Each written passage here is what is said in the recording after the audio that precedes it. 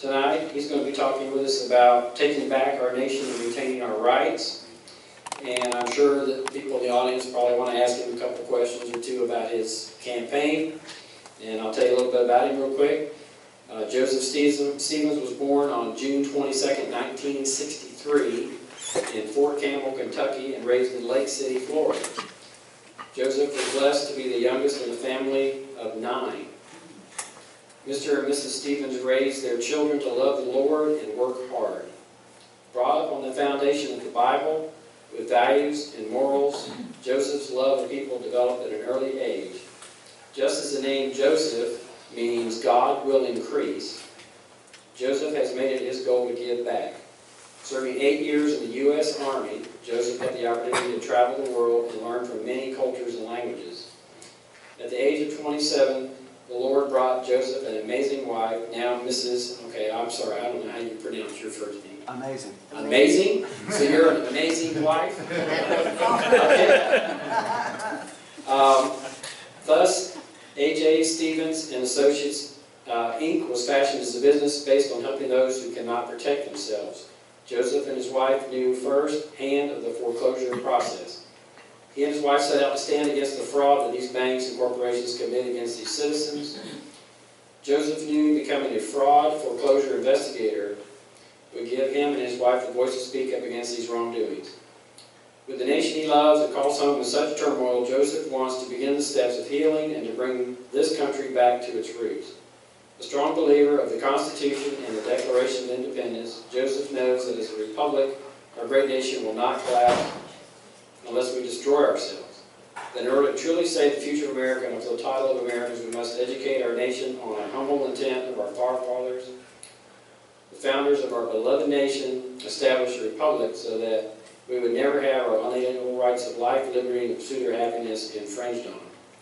Property rights were perceived as the foundation of liberty, and security of private property was the bedrock of freedom. Once elected, Joseph can take a stand and give voice to those who have once silenced with the power of the state to truly defend homeowners. This endeavor is just the beginning of an overdue healing. So please welcome with me our best hope in taking back our government, Mr. Joseph Stevens.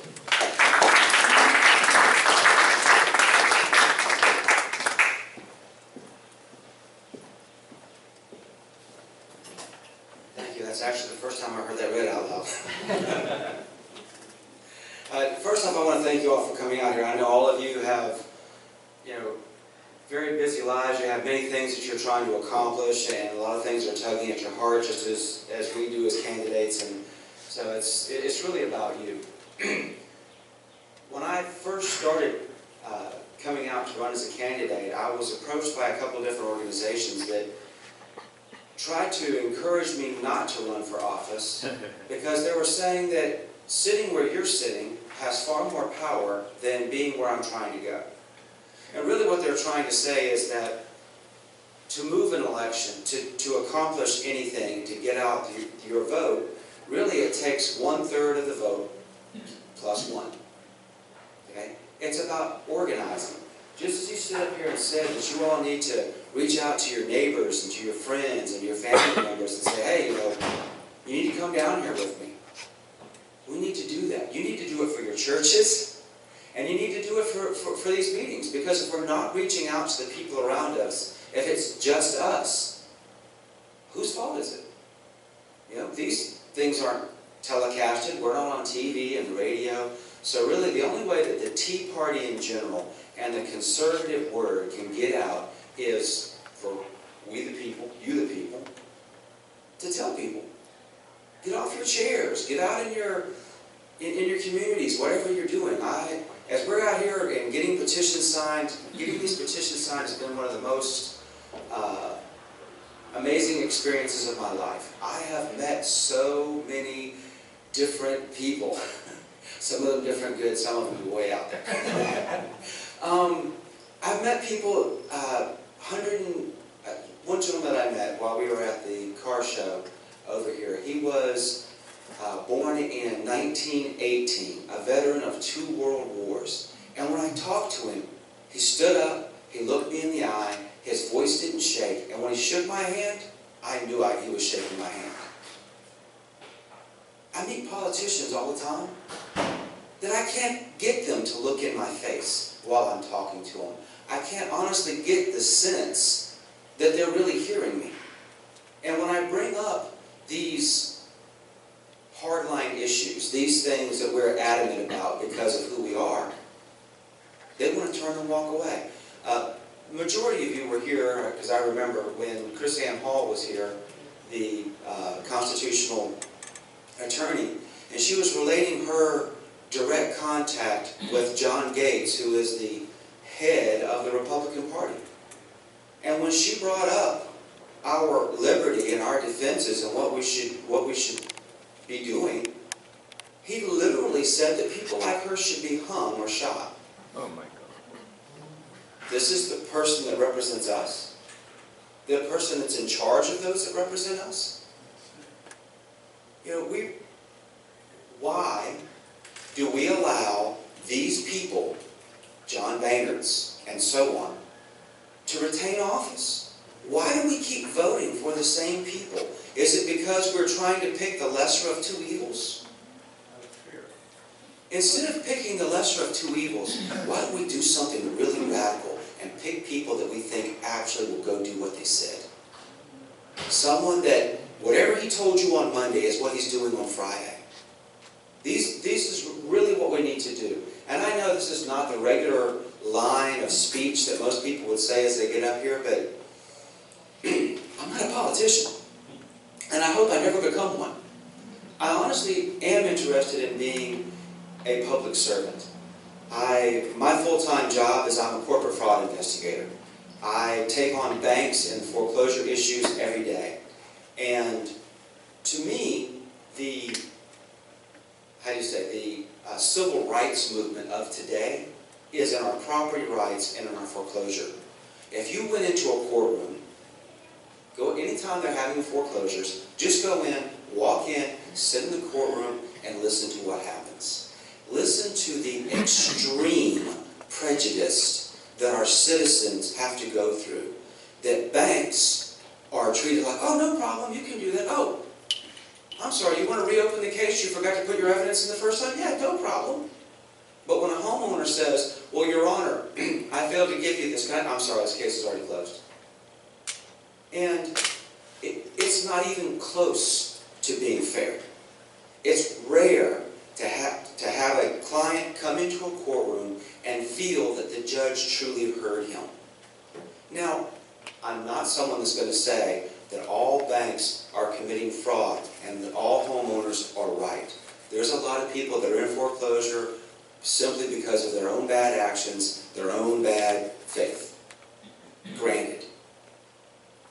But in a courtroom, you should at least get heard on your side. We really need judicial and banking reform, especially here in the state of Florida, where we have the third highest foreclosure rate in the nation. I'm sure every one of you either has someone in your families or someone close to you, or a long list of boarded up houses on your street like the one right across the way here that's completely boarded up. Where's the families? We're talking about dying communities. Where's the families? Where are the children? If we're not reaching out to young people, if we're not creating jobs for young people, how can we grow? But everything is being restricted on the small business owner. I'm sure many of you here are small business owners, because that's usually what this kind of group is filled with, is people that are small business owners. And you notice every year it gets harder and harder for you to provide opportunities for those people and those families that come to you and say, I need help. It's harder to make that payroll and to help them get where they need to be. And it's because of those politicians on both sides of the aisle that have been in office for 40 years. We have got to take back our country. I love the idea of the Article 5 Convention of States that they're seeking to limit this. You have the power. All you have to do is not vote for those people anymore, and we won't have them anymore. We need to vote no on incumbents for a while until we can freshen up the stock, get other people in there. start doing things like every time you elect an official, and the first time that he said he was going to do something and he went the other way, replace him. Don't give him a second chance. Okay? Yeah, it's called treason. Especially when you hear these politicians and they say, well, you know, you can check my record, I follow the Constitution 90% of the time. Great, we only need to prosecute you 10% of the time. But we do need to prosecute them. We've held Eric Holder and other people in contempt of court that made no move to follow through and do anything about it. What is the value of holding them in contempt if you're not going to take an action? But where's the outcry from the people? There is an outcry. Unfortunately, what was that new word I heard? In the media? The enemy media? Okay? They're preventing the words of the conservatives from being heard because they're trying everything they can to force us into communism. I'll let you know that I'm completely off my notes and not in any way following along. I just have this thing that when I stand up, you know, I get in front of people and I listen to all of this that's going on, this great movement that we just had up there in Lake City, which proudly I like to say I'm from, where people are really, truly standing up and making a difference, getting involved. We, the people, have to be organized. There are many different things out here to show you how to organize and to focus on set issues so that your focused agenda can be heard. The major problem we're having within the Republican Party and getting out our message is it's too garbled. There's 100 different things that we want to do at one time. We don't need to do 100 things at one time. We need to focus on 4 or 5. We need to start with our property rights and our water rights and our Second Amendment rights. Okay? Because when they are trying to push, I'm sure all of you saw the issues that they're putting up about the springs and the issues they're trying to do on the springs. And it sounds like, oh yeah, we need to take care of our conservation. Absolutely we do. But that's not what this bill is about. It's about controlling your ability to get water. They've made it so that it's illegal that you cannot live off the grid in the state of Florida. So if you own a nice, large piece of land, and you have the ability for solar power, and to have your own well in the ground and all these things, they're making it illegal. You have to depend on the state. Does it sound like a free nation to you? Okay? We've got to stand up and take it back. You know, when I was a child, at 8 years old, being from a family of 9, I found out if I wanted to have anything, including a pack of gum, I was going to have to go out and work for it. Because my father, who was a community college professor, just didn't have the money to do all those things for everyone. So we built our own bicycles. We had a garden in the backyard that we grew, and we maintained these things. We were your average, everyday American that you can't really find on the streets anymore today. But at 8 years old, I started my own business. I was raking lawns and such, and by the time I was 9, someone in the neighborhood, there was an older gentleman who could no longer take care of his property. He made a deal with me that he was going to give me a lawnmower. He was going to give it to me, and I could use it to take care of other people's stuff. But I had to mow his lawn for free. Sounded like a good deal. So I took the mower. Actually, it was a good mower. It was a lawnmower. I liked it. So I had my bicycle, which was my vehicle. I had a trailer, which was that mower. I could put all my gear on. And I managed to grow that thing to eventually around some 40 people. But when I was 9, my father encouraged me, 1, to get a bank account so that I could keep track of everything, and 2, to actually have it incorporated. Well, I was far too young to do any of that, so of course he had to do all of it for me.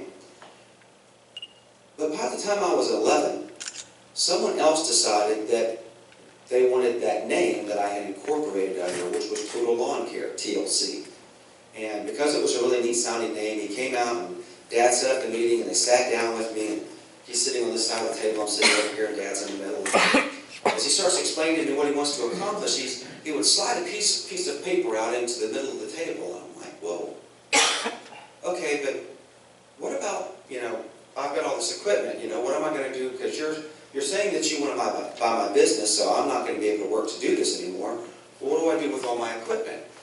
How much equipment do you have? So I told him everything that I had. He made a list and slid another paper out to the middle of the table. And I'm like, well, what happens to all my clients? Who's going to take care of them? How many clients do you have? I told him. He doubted me. My father showed him the paper where we actually had a list. He slid another paper out to the table. And we finally had gone back and forth until all my questions had been answered. I felt satisfied that everybody was going to take care of. I understood that it was something my father apparently wanted me to do. So I finally agreed and we shook hands. And my father came around to tell me how proud he was of me. And I said, Dad, I got one question. He said, yeah, what's that? I said, why do you keep sliding that piece of paper to the middle of the table? I didn't understand the money at that time. But I do understand that 11 years old, I sold my first business for a profit. And from that time, other than serving in the military, I've really been self-employed. My whole life, I've had to be the provider for myself and for all those around me. I understand what hard work is. I understand the value of getting your hands dirty. I understand the value of not having it instantaneously handed to you. You know, people talk about, well, things should be fast. I'm like, well, that's true. You can get a Kia in 13 hours, but it takes 6 months to make a Rolls Royce. What do you want? We're talking about changing a nation, taking back our future for our children. This is not going to happen tomorrow. This is not something that we get to show up for one weekend and rah, rah, rah, and it's all going to change. It's going to take a commitment. It's going to take grandparents working with their children and grandchildren. It's going to take schools that completely and totally reject Common Core. The problem you're having in Leesburg, you've got one school that's making inroads and they're having success, but they're being told that they can't continue to do that because they're different from other people. And Common Core needs to have everybody in one little box doing the same exact thing at the same exact time like good little communists. And I'm sorry, but that's not the nation that we live in. I don't learn in the standard format. When I was at school, for several years, they kept trying to put me in remedial classes because every time we had a test, I would score in the 90% or higher, but on the daily work, I would never do it. And they kept trying to think that I was cheating. They would always make me put a desk way off to the side, away from everyone else, so the teacher could watch me, because they couldn't believe that I was passing all my tests when I wasn't doing my daily work. But the problem was I was bored out of my mind with the system. One day, by accident, someone put me into an advanced class. And I managed to skip a year in school because they found out that I didn't have a learning disability. My problem was that I was simply bored, and if you told me something once, I got it. You didn't have to tell me the same thing for 5 days. But this is what they want to do to everyone. They want to put us all in a box, and they want to keep us there. It's really easy for me to get into all the things that they're doing to us chemically and sound like I'm a far left-wing conspiratist. It's not a conspiracy when it's true. The reason that they're putting the chemicals in your food, the reason they're putting the fluoride in the water, the reason they're doing the things that they're doing is because it is a direct attempt at dumbing down the populace, and there's also a direct attempt at decreasing the population to make them easier to control. Why?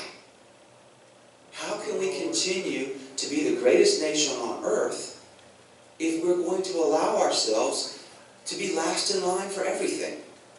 Have you looked at how America stacks up in our education system compared to other nations? We're the worst. If you look at our crime rates and you think, oh, the murder rate in America is horrible, really? If you take the states that have the highest gun laws, Washington, D.C. and Illinois, and you remove those, you find that we have some of the lowest crime rates after you remove those states. You'll find that states that have the very least gun laws also have the least amount of violent crime. Why won't anyone talk about it? Why is in the media not bringing these things out. Okay? We are going to have to make some very radical things in this nation. I was so greatly encouraged this weekend, or this past week, as I watched the actions going on out in Nevada over the Clive and Bundy Ranch, as they were trying, this family that's been on the same land for 180 years, that they've been farming this land, and suddenly they're going to try to force them off of it because the cattle might be hurting the tortoise. Do you have any idea how many nuclear bombs they've set off in Nevada? You're worried about cattle hurting the tortoise? Never mind that Harry Reid's son is trying to make a solar farm out here. But the encouraging part was that 5,000 armed Americans, everyday Americans, known as the militia, on horseback, showed up and escorted the 200 federal land agents, which is ridiculous that the Bureau of Land Management is a military force. But they escorted them off the Bundy property.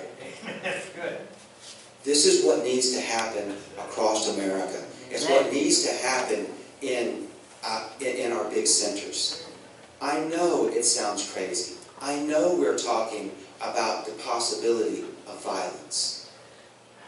But America didn't exist without that. We had to fight for everything we had.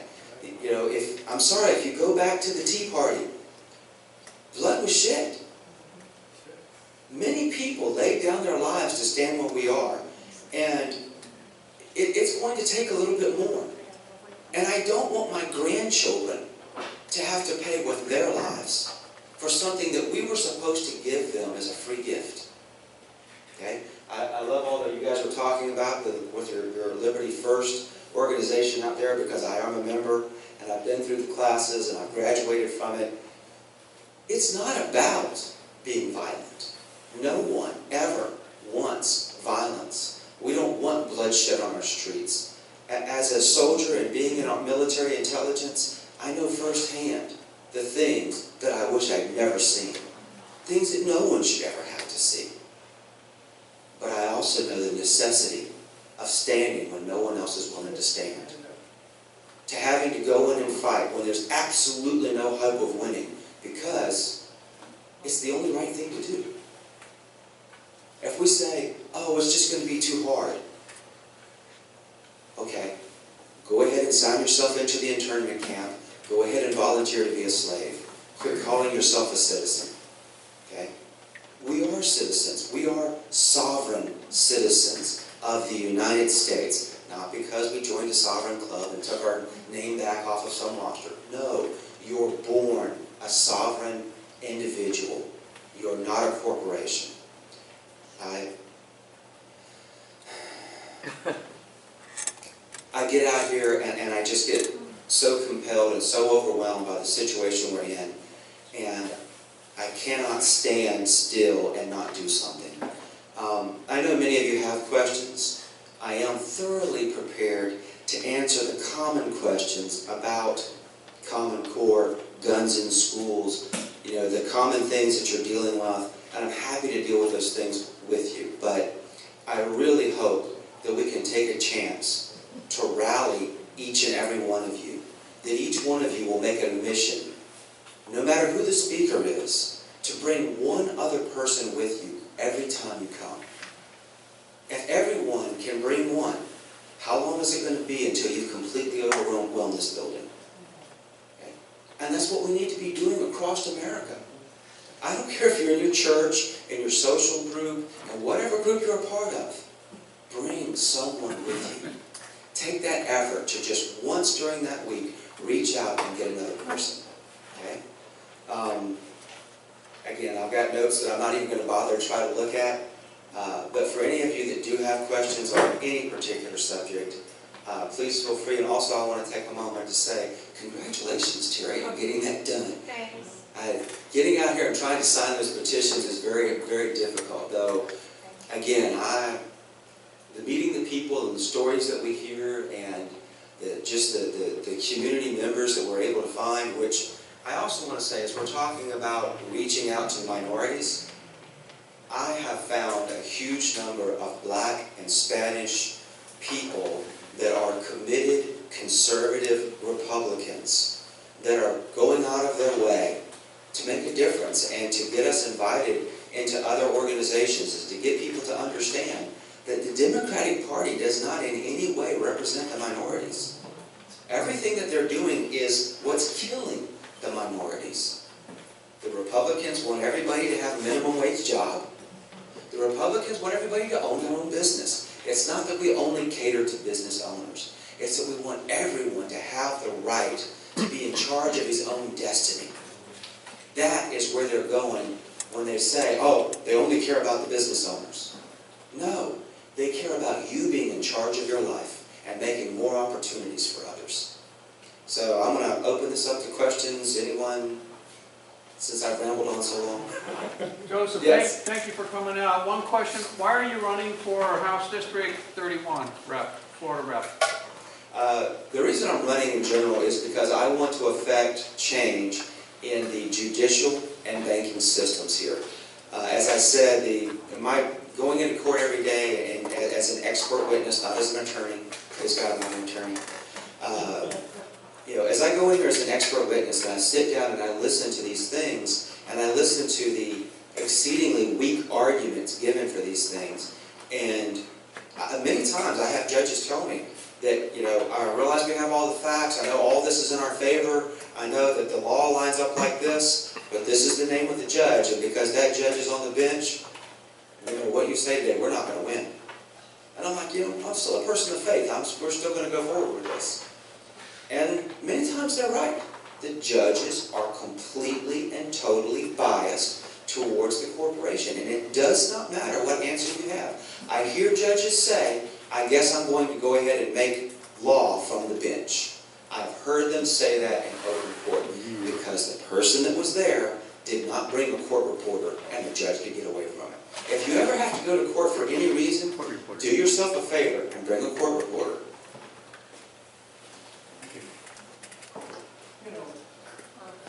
By the Constitution, I'm a freeman too. I'm one of them guys back and stood up, went to the court, but I found out that we have the rights and the power. And that power is in our election, but also it's in the Constitution. When they take the oath and they violate that, it's treated as punishable by death. And another thing. Wouldn't that be great? Pardon me? Wouldn't that be great? Yeah. And all we got to do, we have the tools. Take one of these little books, anybody, and send and get some, only a couple bucks. But all the law we need is in that Constitution, the Bill of Rights there. And it takes, listen, the reason I have to say this, and I appreciate you listening, I'll sit down when you want to. But the thing of it is, I've been through those fires. And look, I've been locked up, put in court, I've been in court a lot of times. 12 years I followed. And they didn't take anything off me, because every time I went in, I'd ask them, where's their jurisdiction, where's your power? Where did I give up my God-given rights for your unconstitutional law and your treasonous? And I use this. It's a foreign order, and until the day that we put, like we had our prayer here this morning, the day we put God first and His Scripture and stand like a man to protect our family and our community, and unless we do that, instead of sending our kids over to be slaughtered for this foreign order, and we wake up and become men and women and stand. They're scared to death of us. Yeah. All we got to do, listen, when you mentioned that our rights, listen, I mean, they button up. I sued 5 lawyers for $250,000 apiece in New York. I never got no money out of New York, Pennsylvania. But I'll tell you what, man, they were scared to death because they cannot come back on you on nothing when you practice that Bill of Rights and the Constitution. And we got that's hard. That's for the saved. But I'll tell you one thing, this Constitution, they took an oath to that. They're bound. Now all we need is a few million more people like you. I'll tell you what, all it takes is power. Listen, I believe this thing is winding up, and I don't believe we can, but I'll tell you what, it's a joy at least to stand up and fight. Yes. And watch them to run. We can shut this thing down real fast, because you know what it is? when you cut the money off, you know what happens? Man, they run, because they want that money. I'm talking about the federal income tax. I got out of that 30 years ago, and I don't have no problem. I wish they come after me. It puts me in court where people can hear me again. Just like you're listening to me here tonight. And you can say, well, I don't care what you say, but you heard the truth. Yeah, I honestly believe, as you said, that it is coming, that there is a time of revolution that's coming, and I hope and I pray that we can do this civilly and through the court as it should be, by taking back our court system and eliminating these corrupt judges that are literally running everything. I mean, the judicial system is being used to rob all the citizens of their rights, especially their property rights and such, so that you have nothing to stand upon. And once they've taken all that away from you, where can you stand? As they come to take away your Second Amendment rights, which I guess everybody misses that little part where it says shall not be infringed. I don't know where they get the idea that they can in any way tell you to list them or register them or count them or tax them or any other thing to them. What part of shall not infringe is unclear or in some way ambiguous. Okay? But I will encourage you all, as you're reading your rights, go to the 10th Amendment. That's the one that sews everything else together. It doesn't look like any of your other amendments. Go read it and see what it's telling you, because it really, really, really gives you your abilities and where you're going to stand. But you need to stand. As I've literally had people within the party, as I talk about what I want to do within the banking communities, which was things along the lines that J.F. Kennedy was talking about before they shot him, and been told that I could get shot for what I'm trying to do. I'm like, well, you know what? My beautiful wife and I over there, we're both Christians. Our children are Christian, our grandchildren, our families. We've traveled this whole world. We've seen everything we want to see. And at this point, we have absolutely nothing to lose. If I go and stand in front of my Maker and He says, what did you do with what I gave you? I'll be able to say, well, good Lord, I was doing just that when they got here. You know, no one wants to get shot. We don't want, not only do we not want to shed our blood, but we don't want to have the guilt and the problems of having shed someone else's. But we have to stand, completely stand in this day, because it doesn't take, we are probably less than 2 presidential terms away from being completely and 100% a communist nation. Yeah. And if we get a Hillary Clinton in office, you can kiss yourself goodbye. Okay? We have got to take it back. We have got to take the Senate and not just the House. We have got to make a point of going all the way. But please, for each of you, I will continue to say, whenever you come out to this or any meeting, bring someone with you. Even if he's a homeless person that just wants a place to get some coffee and cookies, bring him with you. Because the more people that we bring out, the more people that we can get the truth into, the more difference we can make. Amen. Yeah, I've been watching these election campaigns now since 2006. And I've been writing a blog on that. And I've been making videos of these meetings, and I really have a hard time considering you to be a serious candidate. And you've only raised $500. You have a list here. There must be 20 to 30 failed to file letters, returned mail, and returned mail notices from the Education Department of the state of Florida. Yes. You've even received a referral letter to the FEC saying that they wanted you reported to them because you hadn't filed reports that you were supposed to. You don't show any expenditures at all, and yet you have some documents back here which indicate you have spent some money. And your Facebook page has a rant on there and hardly anything else. Your website has no issues. It doesn't talk about any of the issues. Let's see, there are only 343 petitions. You said there's 700 you've collected now. And so how do we take you seriously? you talk mostly about federal issues. This is a Florida state position, not federal. And we've had other candidates talk about some federal issues like Obamacare, but also talk about legal ones. I don't even think you know any of the legislative priorities of the county board or the school district or the hospital district. And I question whether you've invested much time in this at all, and why should we even consider you a candidate? I hear you, and I'm not going to run from it. Going back first to the issues with the campaign about the reporting of the finances, I can tell you the person that I had previously that was being as a campaign manager, I've had no end of trouble with. And when it comes to going through the reporting process, which is not an easy thing to keep up with, it's been a bear.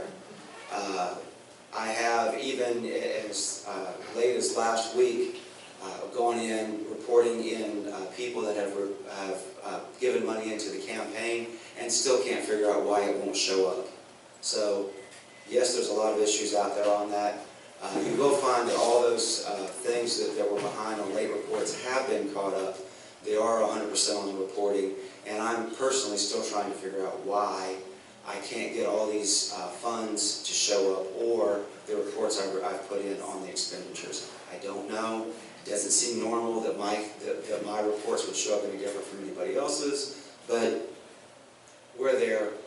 That's what you reported is the actual record. So I'm not going to try to get past that. As far as dealing with the different county issues and stuff, I have been around, talked with the county, with hospitals, with teachers, with different organizations, trying to see where those people that are the experts in those fields and that are actual conservatives are trying to move us. When I come and deal primarily with the communities out here, I rarely get questions on those items. And that's probably the main reason that I don't spend all my time talking about it. But that's what a legislator is supposed to do, is be aware of it. I'm going to reiterate that point where I said I'm not a politician, I never have been. Having been in the military and having been dealt with many different types of businesses and different forums, I'm a very quick study, and primarily, if nothing else, I'm out here to hold other people to task to say, we really have to make a change.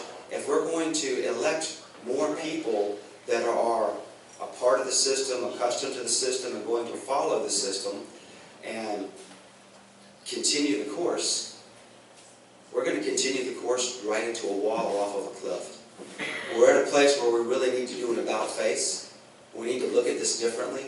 We need to go about it differently. I'm not a politician. I'm not going to pretend to be a politician. And I'm not going to try to follow the course of a standard politician. I very much care about the communities and about the issues that we're dealing with. Again, for any questions that people want to bring to me, I'm happy to go over it, but I'm just tired of dealing with the same old, and getting to the same place. Every year we elect new politicians, and that politician comes out and finishes what the last one started, and we're not backing up. We're not going anyplace different. So, you know, I appreciate what you're doing very much. I appreciate your attention to the individual candidates and the blogs that you write. Many times I read your articles and take a joy in the left hooks that you've given so many times to other people. And so I cannot sidestep when you try to give one to me, because that's your job, is to hold all of us in place and make sure that we're going out there. But I wasn't trying to look like other candidates. I wasn't trying to be that place. So if I look like I'm ranting against the system, if I look like I'm not following course, you're right. Guilty as charged. I'm not your regular guy. Was there anybody else? I think you had something here. That was my question. Okay, no problem. Anything? All right. Thank you all for coming out.